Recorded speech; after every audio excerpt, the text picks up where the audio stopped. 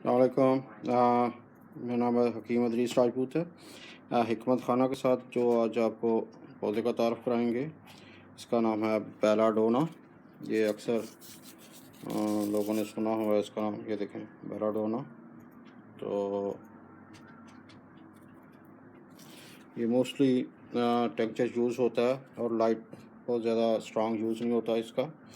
इसको देखें, ये पत्ते हैं और ये इसके फूल हैं। ये देखें, जब ये फूल झड़ जाएंगे तो इसको अब ब्लैक कलर की बेरीज जो उसका फल है वो इस पे निकलेगा। अभी आपको सिर्फ ये दिखाते हैं कि होता है। ये देखें, ये थोड़े इसके हैं, इस तरह के लंबे पौधे पत्ते हैं इसके,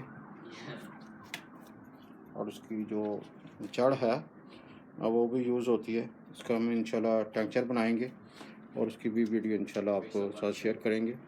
तो इसके पूरा पौधा जो है उसका बनता है, कि आपके लिए इसको आप देख सकते हैं।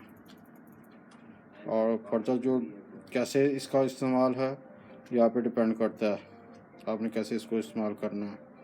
ये डेंजरस से प्लांट है, पौधा है, और इसको एहतियात से यूज़ करना चाहिए।